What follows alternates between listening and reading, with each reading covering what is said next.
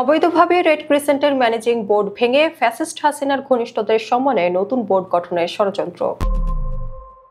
অবৈধভাবে red ক্রিসেন্টের managing board ভেঙে fascist হাসিনার ঘনিষ্ঠদের নিয়ে নতুন বোর্ড গঠনের অভিযোগে বাংলাদেশ রেড ক্রিসেন্ট সোসাইটির ভেতরে বাইরে তীব্র আলোচনা চলছে। বর্তমান বোর্ডের মেয়াদ থাকা সত্ত্বেও আকস্মিকভাবে নতুন বোর্ড উদ্যোগ স্বচ্ছতা ও নীতিমালার পরিপন্থী বলে সদস্যরা মনে করছেন।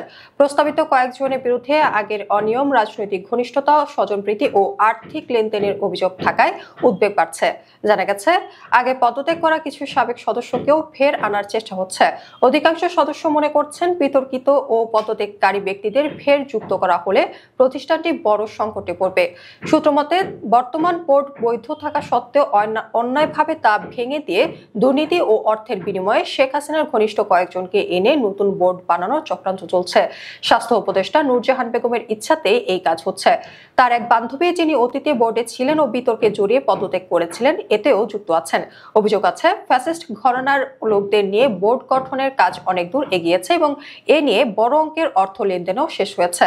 জানা গেছে, নতুন ম্যানেজিং বোর্ডের চেয়ারম্যান হিসেবে প্রস্তাব দেওয়া হয়েছে ডক্টর হালিদা হানুম আক্তারের নাম, যিনি শেখ হাসিনার ঘনিষ্ঠ ও আওয়ামী আমলে বিভিন্ন দায়িত্বে জড়িত ছিলেন। তিনি রেড ক্রিসেন্টের আগের বোর্ডে ভাইস চেয়ারম্যান তাসনিম আজিমেরও ঘনিষ্ঠ। তার আওয়ামী সংশ্লিষ্টতার বহু ছবি আছে, যেমন 2023 সালে শেখ হাসিনার হাত থেকে পুরস্কার গ্রহণের ছবি। আবার 2024 সালের ফেব্রুয়ারিতে বঙ্গবন্ধু স্বাস্থ্য কথন বইয়ের মোড়ক উন্মোচন অনুষ্ঠানে তিনি বিশেষ অতিথি ছিলেন, যেখানে আওয়ামী সরকারের অনেক শীর্ষ ব্যক্তি উপস্থিত ছিলেন। এসব ফটো সেশনে তার সক্রিয় উপস্থিতি রয়েছে, অথচ তাকেই এখন অন্তর্বর্তী সরকারের সময় রেড ক্রিসেন্টের গুরুত্বপূর্ণ পদে বসানোর চেষ্টা চলছে। একইভাবে আওয়ামী ঘনিষ্ঠ আরেক এনজিও কর্মী আরেফিন অমলের নামও আসছে, যিনি আগের সরকারের সময় সক্রিয়ভাবে তাদের প্রশংসা করতেন বলে অভিযোগ আছে। সদস্যরা বলছেন, এই দুজনকে বোর্ডে নিলে আজীবন ও যুব সদস্যরা আন্দোলনে নামবেন এবং এর দায় নিতে হবে স্বাস্থ্য উপদেষ্টাকে। এবার 3 জন বিতর্কিত সাবেক সদস্যর বিষয়, যারা আগেই নানা কেলেঙ্কারিতে পদত্যাগ করেছিলেন। নিয়ম অনুযায়ী পদত্যাগকারীদের ফের বোর্ডে দেওয়া অবৈধ। আওয়ামী আমলের মতো নতুন দুর্নীতির সুযোগ তৈরির জন্যই তাদের ফের আনার চেষ্টা বলে অভিযোগ। এদের একজন সাবেক ট্রেজারার আমিনুল ইসলাম, যিনি দুর্নীতিবাজ, অর্থলোভী ও কুচক্রী হিসেবে পরিচিত। সিলেটে আওয়ামী প্রভাবশালী নেতাদের সঙ্গে ঘনিষ্ঠতা ছিল তার। দুর্নীতির ভিডিও ও ছবি বিভিন্ন জনের কাছে আছে। সিলেট মাতৃসদন হাসপাতালে দুর্নীতির অভিযোগে তিনি বাদ পড়েন এবং দুদক তদন্ত করছে। শিগগির গ্রেফতারও হতে পারেন বলে জানা যাচ্ছে। সাবেক ভাইস চেয়ারম্যান তাসনিম আজিমও প্রস্তাবিত বোর্ডে আছেন। তিনি স্বাস্থ্য উপদেষ্টা নূরজাহানের ঘনিষ্ঠ বান্ধবী এবং বেশিরভাগ সময় বিদেশে থাকেন। সদস্যদের মতে, রেড ক্রিসেন্টের কাজে তার আগ্রহ নেই, বরং দুর্নীতি ও অর্থ পাচারে জড়িত থাকার অভিযোগ রয়েছে। ভাইস চেয়ারম্যান থাকাকালে তেমনই কর্মকাণ্ড দেখা গেছে। তিনি নতুন অবৈধ বোর্ড গঠনে উপদেষ্টার সঙ্গে যোগাযোগ সমন্বয়ের দায়িত্বে আছেন। সদস্যদের মতে, তাকে বান্ধবী পরিচয়ে চাপ দিয়ে বোর্ডের আনা হলে সারা দেশে প্রতিবাদ শুরু হবে।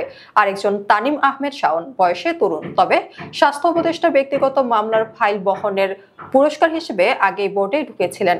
বয়সে কম হলেও দুর্নীতিতে তিনি পারদর্শী এবং পরিচালকের দায়িত্বে থাকতে নানা জালিয়াতিতে জড়িত ছিলেন।